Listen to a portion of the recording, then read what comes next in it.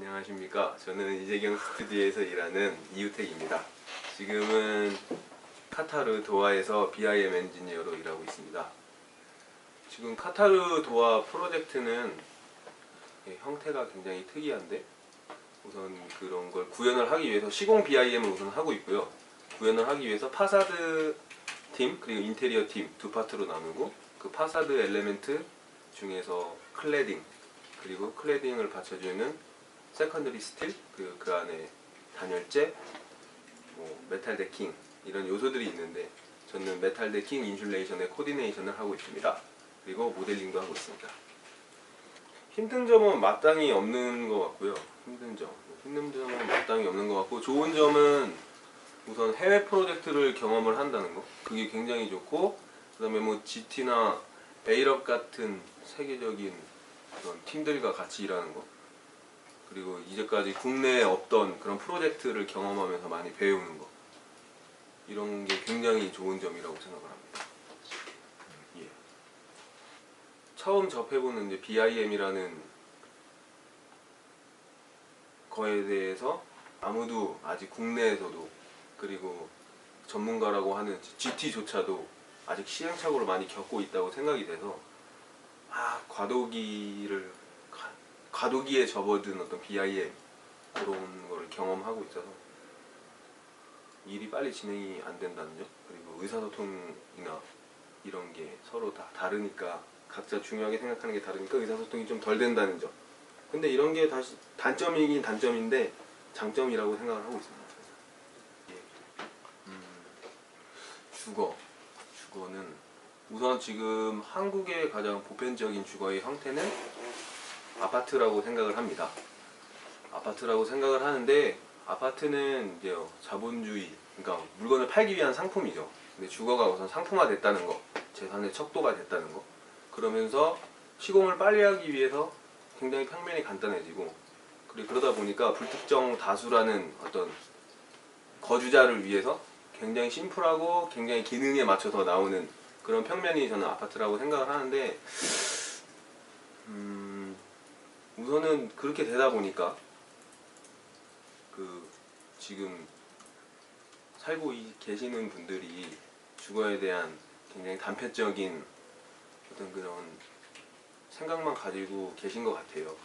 근데 저희가 건축가 출신으로 건축의 베이스를 두고 있는 학생으로서 지금 화곡동 프로젝트는 굉장히 긍정적이라고 저는 생각을 합니다. 우선 몇 가지 긍정적인 포인트는, 기존에서 접하지 못하는 그런 공간감이라든지 어떤 새로운 시도, 그리고 불특정 다수를 위한 어떤 보편적인 형태가 아니라 그냥 뭔가 제시하는, 반대로 역으로 제시하는 그런 컨셉이 굉장히 저는 젊은 사람들이 할 수 있는 좋은 그런 시도라고 생각을 하고 있고요. 두 번째는 그렇게 돼서 만들어진 주택이다 보니까, 그렇게 돼서 시작된 프로젝트이다 보니까, 일반적으로 상식을 깨는 어떤 수평적인 공간 분할 같은 그런 시도, 그리고 우리가 평소에는 느끼지 못하는 그런 공간감을 계단으로 오르내리면서 그 계단에 좀 포인트를 줘서 기존 주거에서 찾아볼 수 없는 그런 시도를 좀 하려고 하는 거, 그리고 이런 게 차후에 거주자들한테 미치는 영향과 그 사람들의 어떤 생활 패턴을 다시 만들어주고, 이런 거, 그리고 그게 차후에 어떻게 또 번져나갈까, 이런 그 사람들의 삶에. 그러다 보면은 이런 프로젝트가 좀 더 많이 생겨날 거라고 생각을 하거든요, 서울에. 그렇게 되면은 작은 주거 문화를 좀 만들어내는 방법인 것 같아요.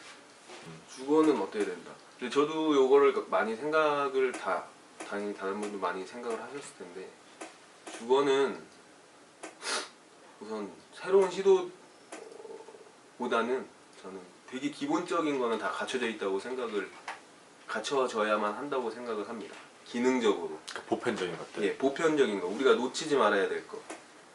예를 들어서 요즘 막 움직이는 주거다 이렇게 되는데, 또 그런 거에 너무 심취해서 우리가 빼먹지 말아야 될 것들을 빼먹는 경우들을 종종 봐왔거든요.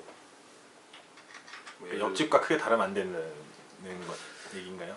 옆집과라기보다 너무 개념적으로 새로운 거를 시도하려다 보니까 거기서 오는 중요한 것들을 놓치는. 그러니까 쟤는 이제까지 그 주거에서 조금만 발전을 시키면 분명히 새로운 게 만들어진다고 생각이 되거든요.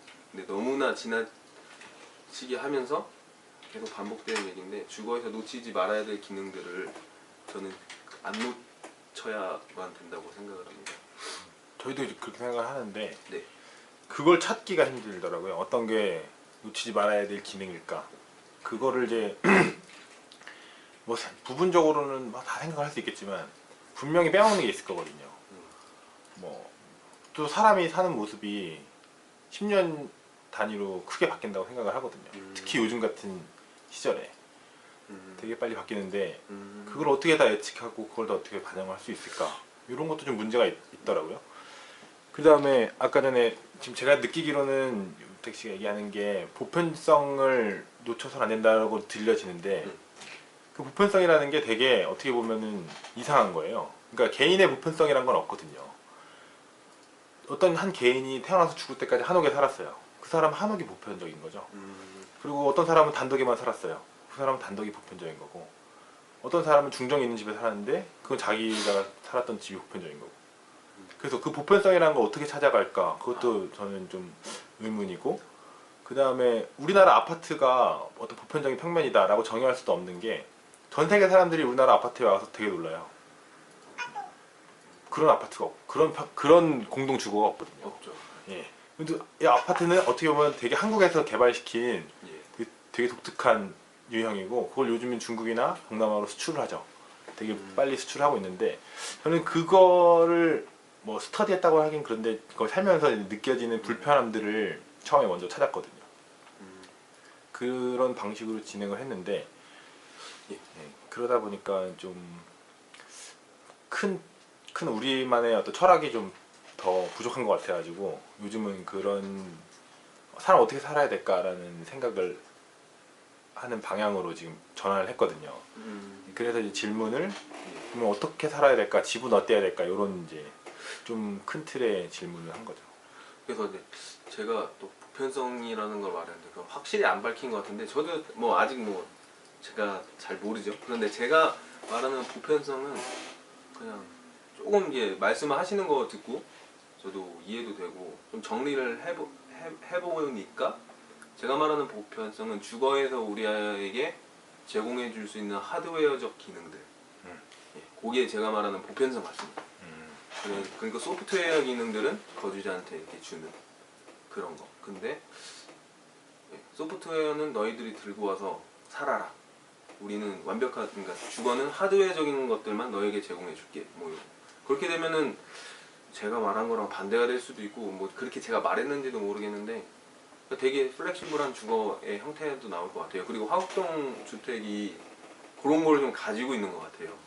그런 하드웨어적인 기능들은 다 지키는데 소프트웨어적인 기능들은 그냥 거주자한테 맡기는, 요런, 제가 말하는 하드웨어 기능이라는 건 다 아시겠지만 뭐 배관이라든지 싱크, 뭐 화장실 이런 거. 그리고 요거는 제가 전에 이제 같이 일을 하다가 어떤 분들한테 들은 이야기인데, 방금 말씀하신 것처럼 앞으로 어떻게 살아야 되는가, 뭐 요 말을 딱 듣자마자 생각이 들었는데, 그냥 그분이 이런 말씀을 해주셨어요. 이건 완전 여담일 수도 있는데, 화장실을 보통 저희가 다 타일 깔잖아요. 나무로 깔든지 레벨을 낮추든지.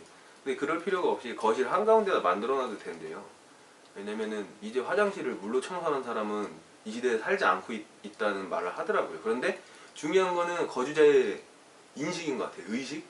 화장실이 바닥이 그냥 장판이네.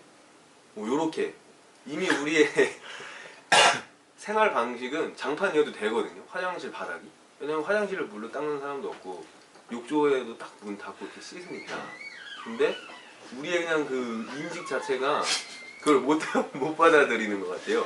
이런 것도 좀 생각을 하면서 어느 정도까지 수용을 할 수 있을까? 예. 그런 변화를. 예, 이미 우리 라이프 사이클은 이미 이런 걸 안 해도 되는데 우리가 새로운 시도를 했을 때 거주자가 못 받아들일 수 있어. 뭐 요런 걸 다 그런 점을 저도 이제 생각하면서 요즘 또다시 애플 바가 되고 있어요.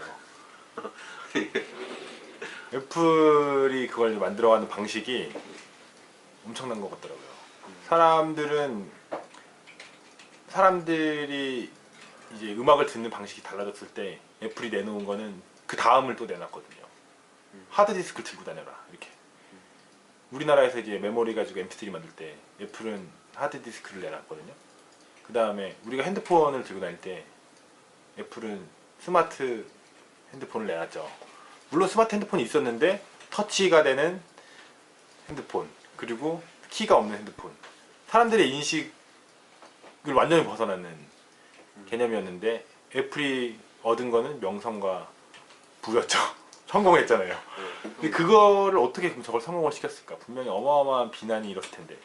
하지만 진짜 좋은 거는 변화를 사람들이 받아들이는 거죠. 거실에 화장실이 있는 게 진짜 좋은 게 아니기 때문에 사람들이 거부를 하는 거고, 진짜 좋은 변화는 사람들은 받아들이는 것 같아요. 그리고 그걸 얼마만큼 잘 설명하고 잘 보여주고 실제로 잘 만들 것인가가 이제 관건인 것 같아가지고 그런 거죠. 우려하는 부분은 이제 저 똑같아요. 이런 주택을 했을 때 대부분의 사람들이 별로라고 생각할 거라고 생각해요. 가격도 싼 것도 아니고 비싸고, 그 다음에 위치도 안 좋고 여러 가지. 그럼에도 불구하고 사람들이 이걸 사야 할 이유를 만들어줘야 하는 게 이게 저희 문제인데, 저희의 어떤 해야 할 일인데, 그거를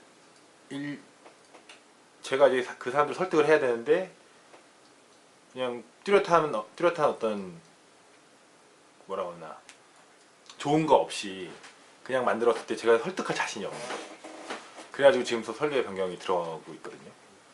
이제 그런 점 때문에 그런 질문을 했습니다. 아무튼 아쉽게도 우리 이웃택군은 참여를 못하는데